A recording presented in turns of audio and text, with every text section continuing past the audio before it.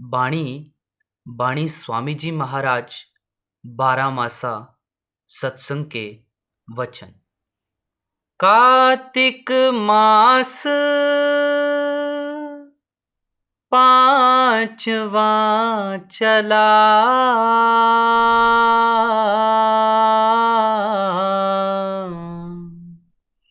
सुरत शबद गुरु चेला मिला।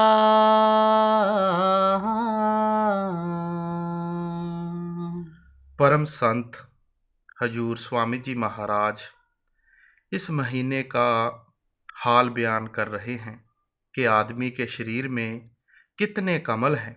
बात यह है कि जब मालिक किसी जीव को बख्शना चाहता है तो हमारे जैसा रूप धारण करके उसके सामने आता है और नाम देता है। परमात्मा अपनी कला संतों में रखकर दुनिया में आकर उपदेश देता है। गाय, भैंस, घोड़े वगैरह हमको ज्ञान नहीं दे सकते, पशु पक्षी हमें उपदेश नहीं दे सकते। गुरु का शरीर कपड़ा है, चोला है। 10, 20, 50 साल के लिए धारण किया, उपदेश दिया और चले गए। इसी तरह जो शिष्य का शरीर है वह भी कपड़ा है। गुरु भी छोड़ देगा और शिष्य भी छोड़ देगा। गुरु का असली स्वरूप क्या है? तो आप फरमाते हैं शब्द। शिष्य का असली स्वरूप क्या है? सुरत। अब जब गुरु से मिलाप हुआ तो वह कहता है अंदर जा, तेरे अंदर 12 कमल हैं। पार ब्रह्मा, ईश्वर, परमेश्वर, कुल मालिक अंदर है। बाहर ना किसी को मिला है ना मिलेगा। बाहर ईंट, पत्थर और कागज हैं। जब तक कोई अंदर जाने वाला भेदी ना मिले, यह खाली आया और खाली चला गया। अगर कोई भेदी मिल जाए तो उसका धर्म है कि अंदर जाए। कुल खंड ब्रह्मांड करोड़ों देश अंदर हैं, कुल आलम अंदर है। यूं यूं ऊपर चढ़ेगा, त्यों त्यों देखेगा। जी। तक काया कंवलन विधि भाखी,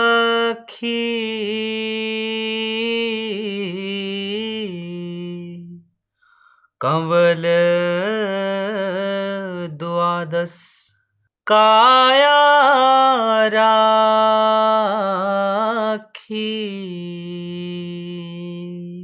जब गुरु ने राह दी, शिष्य ने पर्दा खोला तो क्या देखता है कि अंदर 12 कमल हैं, 12 स्टेशन हैं, 12 पड़ाव हैं।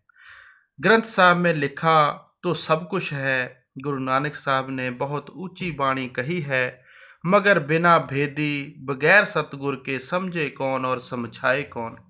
सो स्वामी जी कहते हैं सतगुर बताता है, तुम एकाग्र होकर अंदर आँखों के ऊपर चढ़ो, तुमको पता लग जाएगा कि विष्णु कहाँ है, शिव कहाँ है, ब्रह्मा कहाँ है और सूरज, चंद्रमा, तारे, खंड ब्रह्मांड कहाँ है।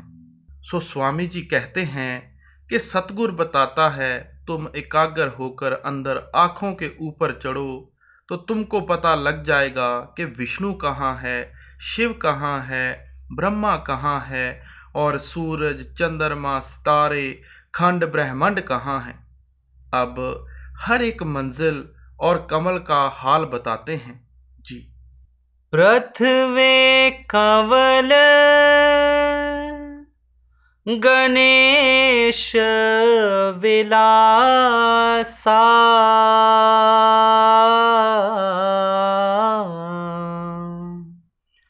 कंवल दूसरे ब्रह्मा बासा।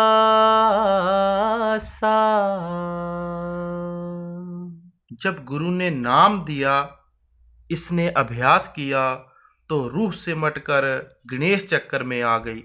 अब पैरों से लेकर गणेश चक्कर तक जाने गुदा चक्कर तक सारा शरीर सुन्न हो गया।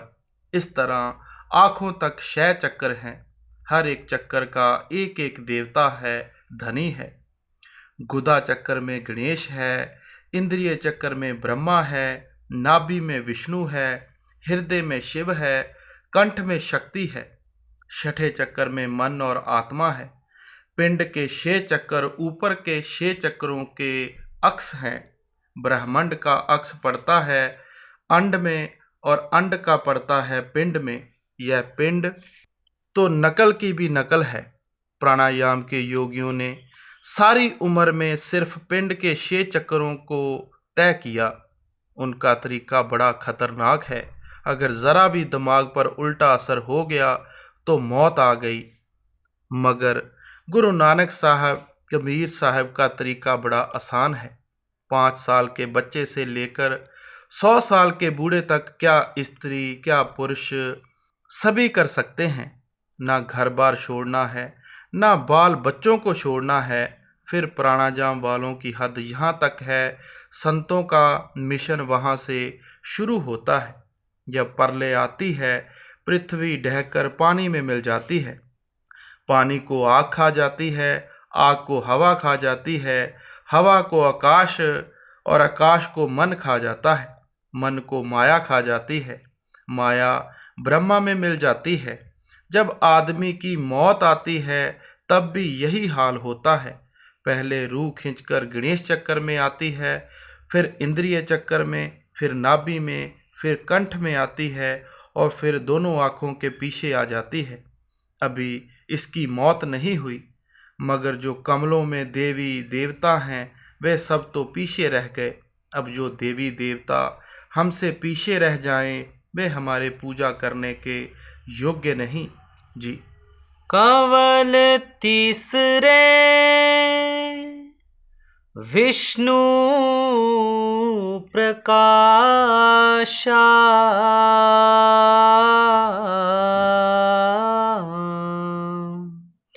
चतुर्थ कमल शिव शक्ति निवासा।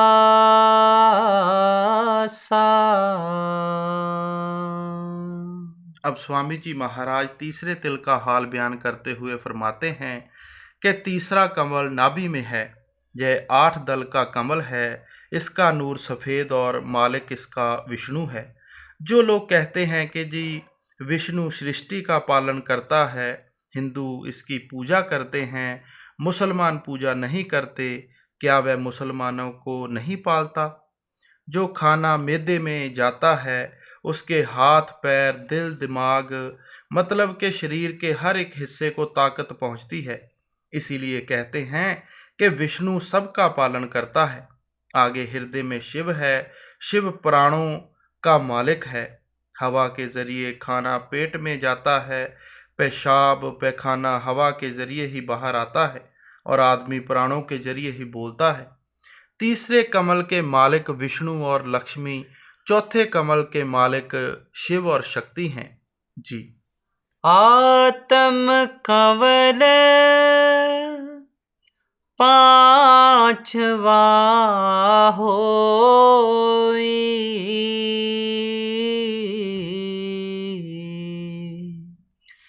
छठा कमल परमात्म सोई।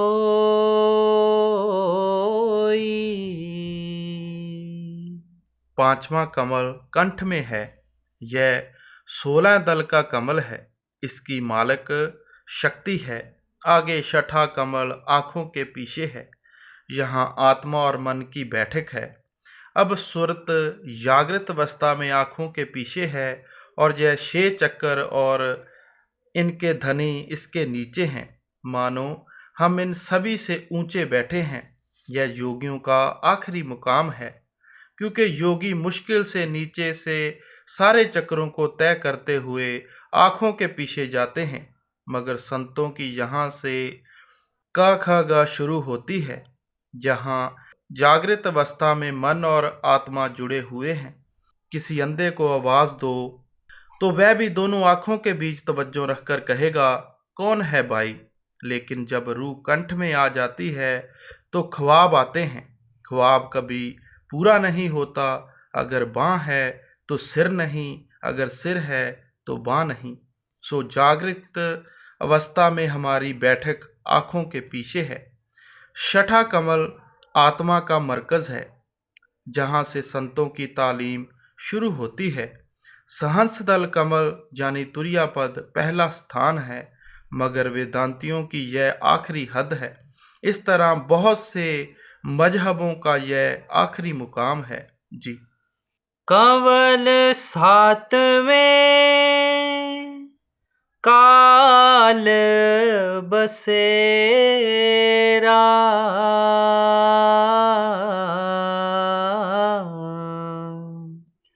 ज्योत निरंजन का वहाँ डेरा।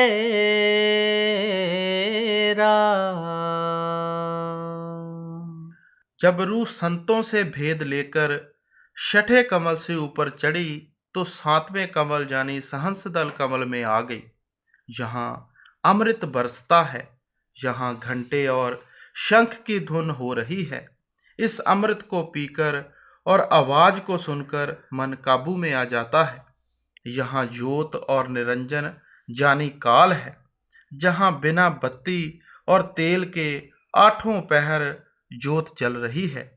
हमारे मंदिरों में जो ज्योत जलाते हैं और घंटे बजाते हैं, ये उसकी नकल है। बाहर के घंटे घड़ी दो घड़ी बजकर बंद हो जाते हैं, लेकिन अंदर का घंटा हर वक्त जारी है, कभी बंद नहीं होता। इसी तरह जो बाहर की ज्योत है वह फूंक मारने से बुझ जाती है, उसे कौवे या कुत्ते ले जाते हैं। सातवें कमल यानी सहस्त्रदल कमल में ज्योत का प्रकाश है, आप सबके अंदर है। यह 1000 बत्ती की ज्योत है जो हर एक जगह रोशनी कर रही है। जी। कंवल आठवां त्रिकूटी माही,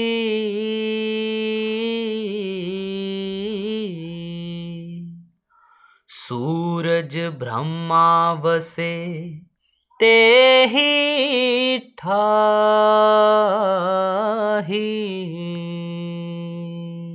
आठवां कमल ब्रह्मा का देश है, जहाँ सूरज का प्रकाश है।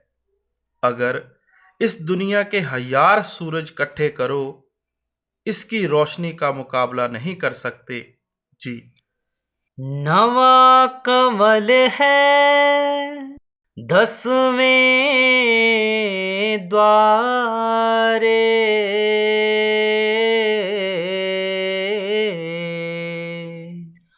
पार ब्रह्मा जहाँ बसे निरारे।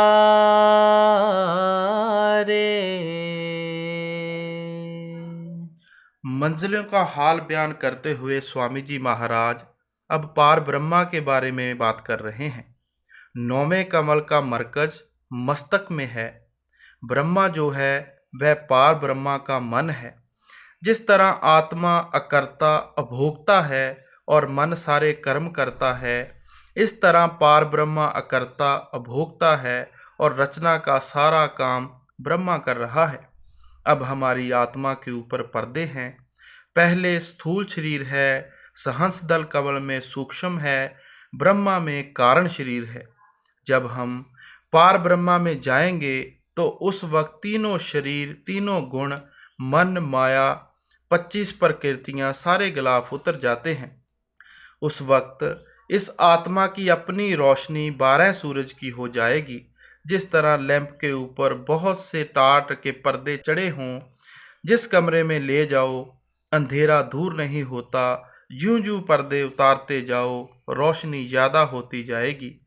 इसी तरह इन टाटों यानी पर्दों ने आत्मा की रोशनी को बंद कर दिया है। इस आत्मा ने अपनी ताकत खुद दुनिया के धंधों में फंसाकर बर्बाद की हुई है। जी। महाशून्य में कंवल अंचिता,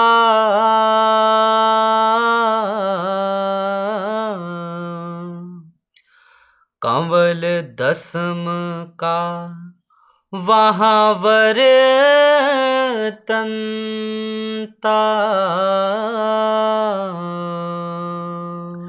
जब पार ब्रह्मा से ऊपर जाओ तो आगे जुल्मात जाने तिमर खंड है, जहां घोर अंधकार है। यह काल की चोटी है। यह जितनी त्रिलोकी है यहाँ से साफ साफ दिखाई देती है। जहाँ पहुंचकर आत्मा के जन्मों जन्मों के बंधन कट जाते हैं। क्रियामान कर्म और संचित कर्म सब नाश हो जाते हैं। केवल प्रारब्ध कर्म ही बाकी रह जाते हैं। सो वह सतगुरु देह में ही भुगवा लेता है। यूं तो गुरु नानक साहब और अन्य सभी संतों ने अंदर के स्थानों का भेद बयान किया है, मगर जितना स्वामी जी महाराज ने खोला है उतना और किसी ने नहीं खोला। क्योंकि आज़ादी का ज़माना था। गुरु नानक साहब, कबीर साहब और अन्य संतों का ज़माना सख्त था। अगर वह खोल कर कहते तो हाकिम उसी वक्त फांसी दे देते। जी। कंवल एकादश भंवर गुफा पर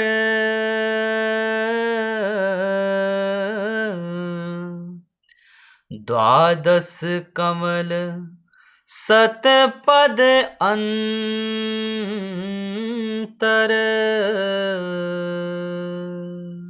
11वां कमल 100 देश भंवर गुफा में है। 12वां कमल सतलोक में है। सतलोक में पहुंचकर रूह की अपनी रोशनी 16 सूरज की है। जो लोग यह कहते हैं कि दिखाओ परमेश्वर कहाँ है, उनसे कह दो कि पहले वह आंख तो खोलें जिससे परमेश्वर देखा जाता है। अब आगे बताते हैं कि अंड में कितने कमल हैं और पिंड में कितने कमल हैं। जी। खट चक्र यह पिंड सवारा।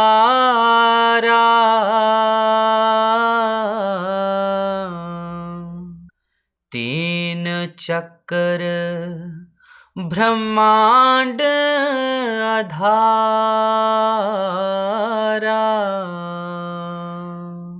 गणेश चक्कर से लेकर आंखों के चक्कर तक को पिंड कहते हैं। इसके ऊपर मस्तक तक जाने पार ब्रह्मा तक 3 चक्कर काल के हैं। यह 6 और 3 9 हो गए। इसके ऊपर 10वां 11वां और 12वां चक्कर है। ये संतों के देश हैं। जी। तीन कमल जो ऊपर रहे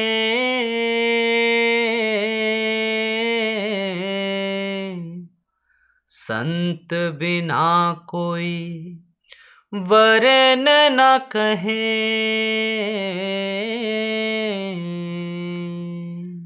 ये जो ऊपर के 3 देश अलख, अगम और अनामी हैं, वे संतों के देश हैं। जो 10वां 11वां और 12वां कमल है, यह भी संतों के बगैर नहीं खुलता। ऋषि मुनि अवतार इस्लाम धर्म के पैगंबर 9 कमलों में ही रह गए। अव्वल तो 8वें चक्कर तक सारे खत्म हो गए, मगर कोई कोई 9वें तक पहुंचा है। वेद शास्त्रों को तो खबर ही नहीं कि 9वें कमल से ऊपर क्या है। इनको मानने वालों ने ब्रह्मा और किसी किसी योगीश्वर ज्ञानी ने पार ब्रह्मा में डेरे लगाए हैं। 10वें 11वें और 12वें का भेद संतों की वाणियों में मिलता है। गुरु नानक साहब, कबीर साहब, पलटू जी, दादू साहब, स्वामी जी और अन्य संतों ने यह भेद बयान किया है। जी। षष्ठ कमल तक जोगी आसन।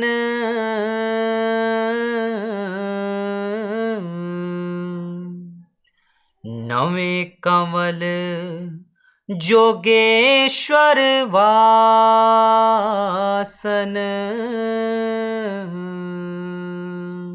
अब कहते हैं अष्टांग योग करने वाले, प्राणायाम करने वाले और मुद्रा वाले 6ठे चक्कर तक पहुँचे हुए को योगी कहते हैं और ब्रह्मा तक पहुँचे हुए को योगीश्वर। जी। पिंड ब्रह्मांड का इतना लेखा,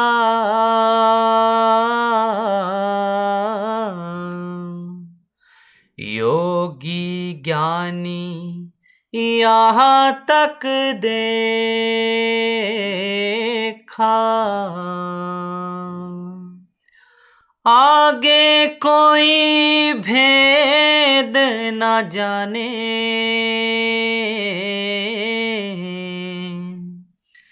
तीन कमल सो संत बखाने।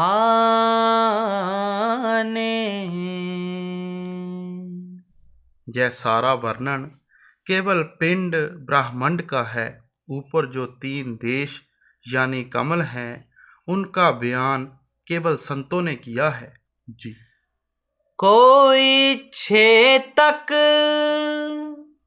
कोई 9 तक भाखे,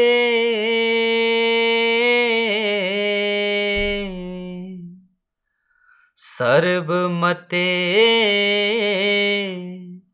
इन भीतर था के। बहुत से मजहब तो आँखों तक खत्म हो जाते हैं और 9वें कमल तक कोई जोगी जोगीश्वर। ऊपर के 3 कमलों का हाल केवल संतों ने बयान किया है। मतलब यह है कि जो 12वें कमल में जाए वह संत है, यानी जो लड़का 16 जमात पास कर ले, हम उसको MA कहेंगे, चाहे वह किसी कौम किसी मजहब का क्यों ना हो। सो सारे ऋषि मुनि वली पैगंबर 9वें कमल तक ही रह गए जी। बड़ा संत मत सबसे आगे,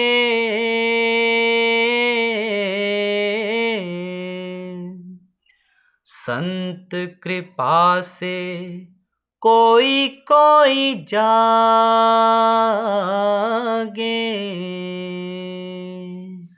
बड़ा संत मत सबते आगे। अगर सारे मतों से कोई ऊंचा मत है तो संत मत। संत मत के मुकाबले में और कोई मजहब नहीं। यह सिस्टम सिलसिला जो बताया गया है सबके अंदर मालिक ने रखा हुआ है, मगर जब तक कोई पूरा संत सतगुरु ना मिले इन तीनों कमलों का भेद नहीं मिलता जी। जो पहुँचे द्वादश स्थाना,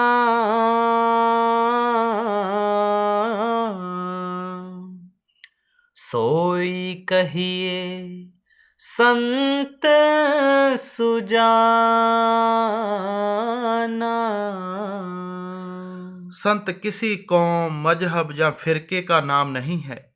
जो सतलुक पहुंच जाए वह चाहे किसी कौम किसी मजहब का क्यों ना हो, हम उसे संत कहेंगे। जैसे कबीर साहब, गुरु नानक साहब, तुलसी साहब वगैरह। यहाँ रूहानी चढ़ाई का काम है जी। संतन का मत सबसे ऊंचा,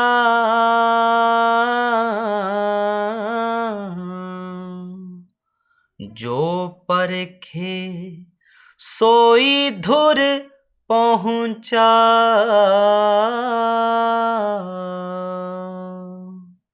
अब आप कहते हैं कि दुनिया के जितने मत हैं उन सबसे ऊंचा संत मत है।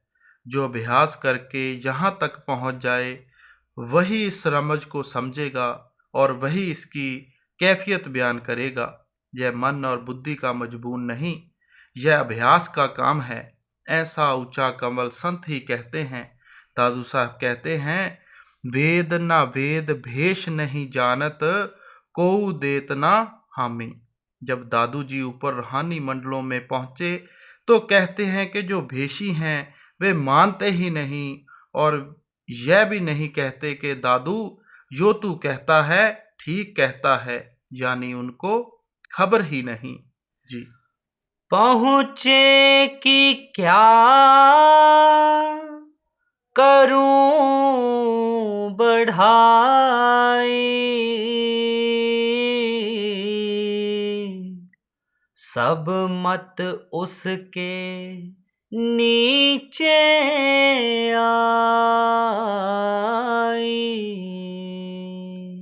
जब यह रूह सतनाम सतलोक में चली जाती है तो यह सभी मजहबों की चोटी पर पहुंच जाती है। हर एक इंसान के अंदर यह दौलत मौजूद है, लेकिन निकालना ना निकालना इस पर निर्भर है। जिस तरह किसी के घर में लाख रुपया दबा हो, वह निकाले ना या निकाले उसकी मर्जी है। जी। जो मन परतीत ना देखे,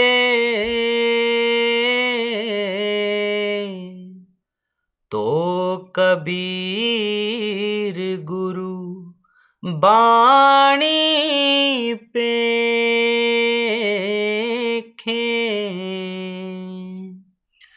तुलसी साहिब का मत जोई, पलटू जग जीवन कहे सोई। इन संतन का देऊं परमाना,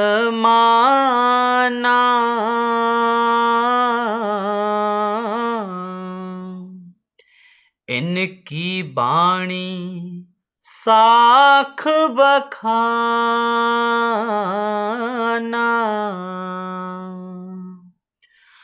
जोग ज्ञान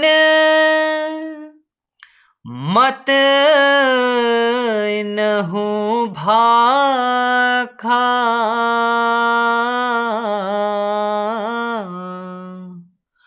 उन संतन मत ऊंचा राखा। स्वामी जी महाराज कबीर साहब, तुलसी साहब, पलटू साहब का हवाला देकर कहते हैं कि जिन संतों के नाम हमने यहाँ बताए हैं, इन्होंने योग भी किया, अभ्यास भी किया, मगर आखिर संतों के जरिए ही ऊपर सतलोक में पहुँचे। जी। जोगी और वेदांती भाई, संतन मत प्रतीत न लाई। अब संतों का हाल बयान करके स्वामी जी महाराज फिर जोगी और वेदांतियों की तरफ आते हैं, क्योंकि योगी 6 चक्रों तक रह गए और वेदांती 8वें चक्कर यानी ब्रह्मा में रह गए। इसलिए वे 12वें चक्कर का हाल बयान नहीं कर सकते, क्योंकि उनको ऊपर जाने वाला कोई गुरु नहीं मिला, इसलिए वे एतबार नहीं करते। ऊपर के तीनों चक्रों का हाल केवल संतों को पता है। जी। वेद कतेब न पहुँचे तहीं,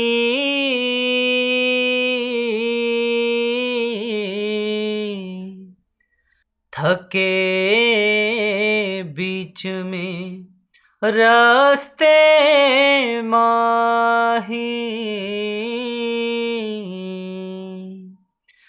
बार बार कह कर समझाऊं,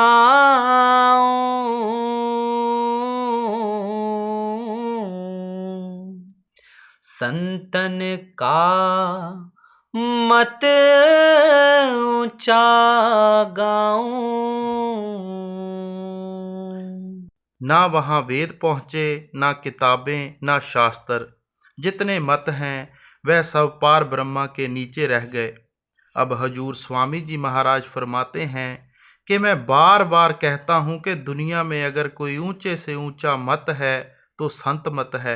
वे अंधविश्वास नहीं दिलाते, बल्कि कहते हैं कि कमाई करके जीते जी पर्दा खोलो, चलो ऊपर और देखो कि संत सच कहते हैं या झूठ। जी।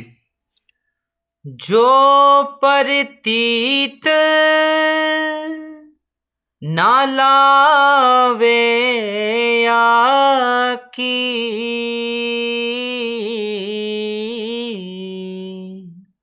जानो काल घ्रसी बुद्धि वाकी।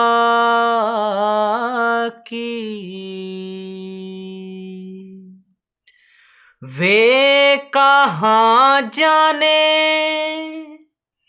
मत संतन का,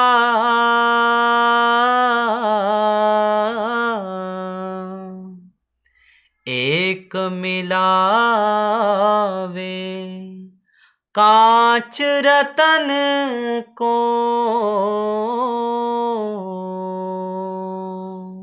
अब संत कहते हैं कि आप जीते जी साधना करके पर्दा खोलो और देखो कि संत सच कहते हैं या झूठ। जो संतों की बात पर विश्वास नहीं करता तो यह समझे कि उसकी बुद्धि काल के अधीन है। जिस तरह किसी कुम्हार को हीरा मिल गया, उसने गधे के गले में बांध दिया, जब जौहरी की दुकान पर गया हजारों लाखों रुपए की कीमत पड़ गई। बस जो अंदर नहीं गए वह संतमत को नहीं परख सकते कि संतमत क्या चीज है। संत कहते हैं कि वह दौलत तुम्हारे अंदर है, मेहनत करो, अंदर चढ़ो। हम अंदर भी हर मंजिल पर साथ हैं, इससे ज्यादा वे और क्या कहें। जी। उनसे यह मत खोल न कहिए,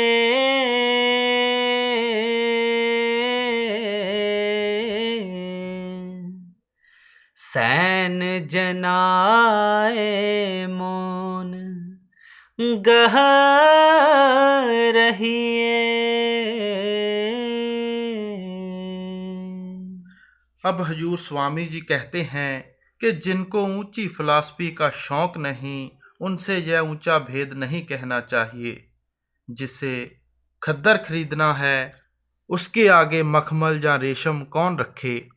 जिसे कांच खरीदना है उसके आगे हीरे जवाहरात कौन रखे। कहते हैं जिसको इस बात का शौक हो उसको सिर्फ इशारा दे दो। सो परम सत्कारयोग साध संगत जी, हजूर स्वामी जी महाराज ने बड़ा खोलकर सत्संग में समझाने की कोशिश की है कि संतमत कितना बड़ा ऊंचा ख्याल है और यह करने का मार्ग है। मौजूदा सरकार भी कुछ करके दिखाओ, कुछ बनकर दिखाओ अपने सत्संग में फरमाते हैं। सो हमें भी चाहिए, अगर हमें नामदान की बख्शिश हो चुकी है तो दिन रात भजन सिमरन करें। राधा स्वामी जी। उनसे यह मत खोल न कहिए,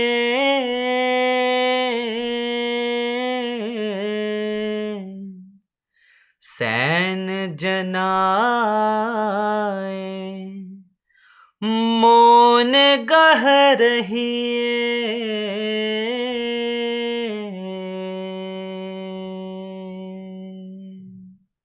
राधा स्वामी जी।